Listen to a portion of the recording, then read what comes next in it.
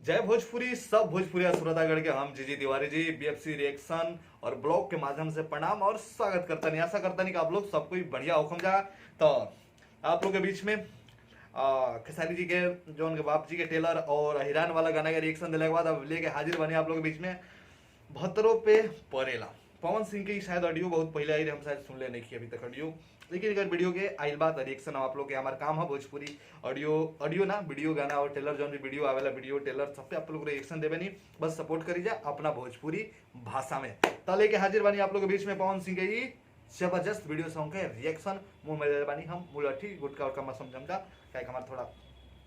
काला डबल नियम बाटे ऐसा हमारा रिकॉर्डिंग करे जाएगा ये बात हम पहले के वीडियो में बता दिल बानी। तो तने से भाई आपके लोग के गा लेवेला तो प्यार आशीर्वाद के कामना करत तनी अपना दिलवा के कहीं कोना में जगह हमरो के देम जा। और हमारे कई को गाना वाना आई बड़ी से रानी एक्ट्रेस के साथ हमारे जीजी तिवारी जी ऑफिशियल पे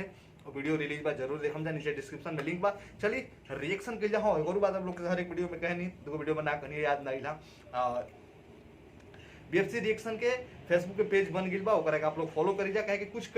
कुछ ऐसा भी वीडियो होला जो चैनल द्वारा कंपनी द्वारा ब्लॉक करा दिया जो पे यूट्यूब पे आप वीडियो ना डाल सकता नहीं वो वीडियो के ना रिएक्शन के ना कुछ भी ऐसे कुछ ऐसा गाना पड़े जैसे पवन सिंह के गाना रहे शादी.com से खो जाता है दूल्हा वो आप लोग रिएक्शन ना देखे मिली यूट्यूब पे ऐसे ओकरा के आप लोग हम फेसबुक पे डालले बानी आप लोग जरूर देखम जब बीएफसी रिएक्शन ब्लॉग पे रिएक्शन डाल देले बानी। इंस्टाग्राम पे भी बहुत जल्दी बने वाला बा फॉलो कर लेंगे। चलिए शुरू कर जाओ गाना के पवन सिंह जी प्रियंका सिंह जी के लिए लिरिक्स अरुण बिहारी जी दिले बड़े, म्यूजिक डायरेक्टर छोटू रावत जी बड़े, वीडियो डायरेक्टर जीतू भोजपुरिया जी बड़े जबरदस्त करेला लोग रवि पंडित जी रवि शास्त्री जी और जीतू भोजपुरिया जी बहुत अच्छा है लोग हम वीडियो देख ले बनी सब लोग का नाम याद हमारा। तो चलिए देखा जाओ म्यूजिक पे बाटे ओरिजिनल वीडियो के लिंक जो नीचे डिस्क्रिप्शन में बाटे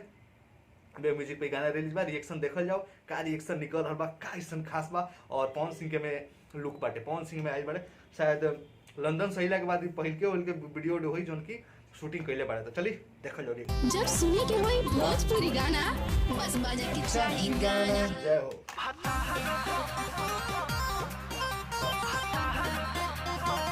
का नाम है हीरोइन के नाम बताएं जा नाम पढ़े बन कुछ तिवारी है कुछ ऐसा नाम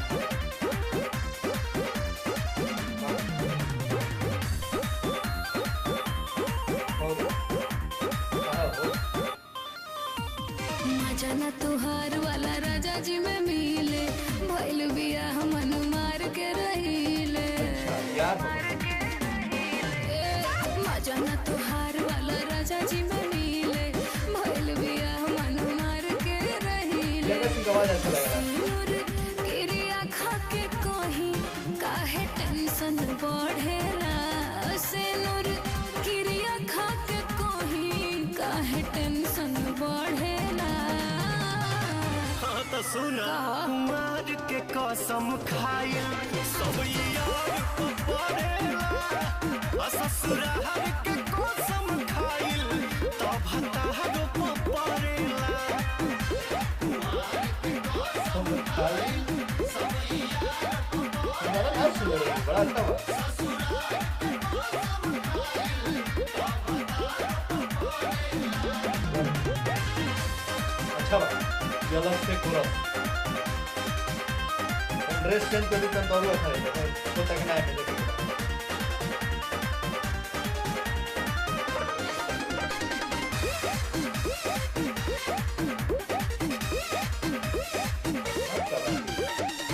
बात बात क्रिया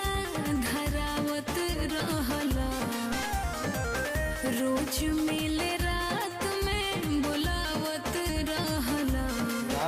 यार बनू की भुला गइला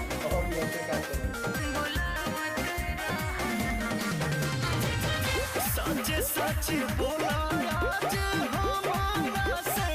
सैया संग को काल कोइलू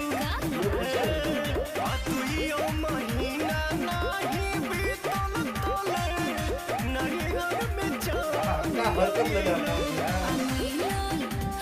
ऐसन मरद ना दर्द हरेला ऐसन मरद ना दर्द हरेला। अच्छा महर के कसम खाया सब यार को पड़ेला ससुराल के कसम खाइल तब हतार को पड़ेला वीडियो वीडियो में कौन सी एक्टिंग केले बड़े एगो अलग ही बात बताए फुल वीडियो में जल्दी करस ना इतने से ड्रेस और चेंज केले रहना और अच्छा लागे ऐसा लगा था कि वीडियो खींचल गई बा एक आजकल जो वीडियो आ रहा बड़े वो हिसाब से तानी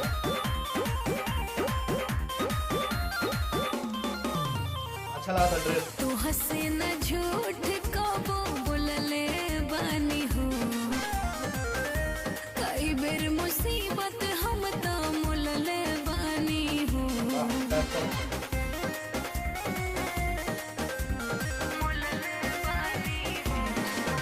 दुनो रे मजा तू तो मार ले लो अभी हम कुंवारे बनी हो गइलू अरुण बिहारी के तू आज हम जोड़ी अच्छा लगा बनी रहती तोहरे पवन अभियो मन करेला रहती तोहरे पवन अभियो मन थोड़े से पहले ना जाने का कुमार के कसम खाई सब यार पवारेला ससुराल के कसम खाई तो भतार पवारेला और जा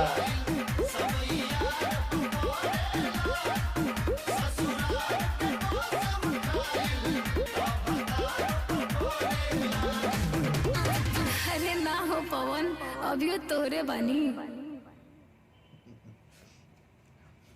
खाली मुंह से कहे खाती अभियो तोहरे बानी अब पौने बुझत हुई के केकर बाड़ू तो वीडियो जौन बाटे गाना हम लिरिक्स अब तक ना सुन ले रहे से लिरिक्स हमरा बड़ा अच्छा लागल हा हर एक लाइन कई गो लाइन पर देखबे क्या हम रिएक्शन तो हम तो वो जब गाना चलत रहेला बीच बीच में ही करत रहनी क्या अपन स्टाइल हटे जरूरी बात हम लास्ट में ना करी लास्ट में बस इतने कहम कि वीडियो में थोड़ा और ड्रेसिंग व्रेसिंग चेंज हुई तो अच्छा और बढ़िया लागे मैटर जौन बाटे अलग टाइप के बा पवन सिंह के गाना में ज्यादातर फनी वनी हंसी उसी ना निकलेला क्या कि ज्यादा कॉमेडी वमेडी फनी करस ना लेकिन फिर भी कहीं ना कहीं हंसी आयल है जैसे कुछ लाइन एगो रहे हम जो हंसनी है कि कुमार कुछ वैसा लाइन रहे जो पे मजा आयल हटे और बहुत जबरदस्त बाटे वीडियो और पवन सिंह शायद लंदन से आयल बड़े पहिल के वीडियो शायद शूट भेल पहिल का वीडियो आ रहा बा जौन की शूटिंग कैले बड़े और जबरदस्त लुक लाग रहा बॉडी भी देखते बानी और कमाल के बाटे आप लोग के रिएक्शन कैसा लागल जरूर नीचे कमेंट सेक्शन बताइए ज्यादा से ज्यादा शेयर करिए ज्यादा से ज्यादा लाइक करिए और आप लोग बहुत कम व्यू देवे बहुत कम लाइक देवे शिकायत बा आप लोग से ऐसे आप लोग ये वीडियो के 1000 लाइक जरूर दे जा व्यू कितना जी हमारा मतलब नहीं है लेकिन 1000 लाइक जरूर आवे चाहिए इतना शेयर करी जा पवन सिंह के फैंस लोग से रिक्वेस्ट बा ज्यादा से ज्यादा शेयर करी जा जय भोजपुरी मिलते हैं अगला रिएक्शन वीडियो में अगला रिएक्शन था तब तक चैनल को सब्सक्राइब कर और भाई के तनिक से दिल में जगह दे दीजा और हमारे गाना के भी सुनत नहीं जय भोजपुरी एकता बना कर रखी।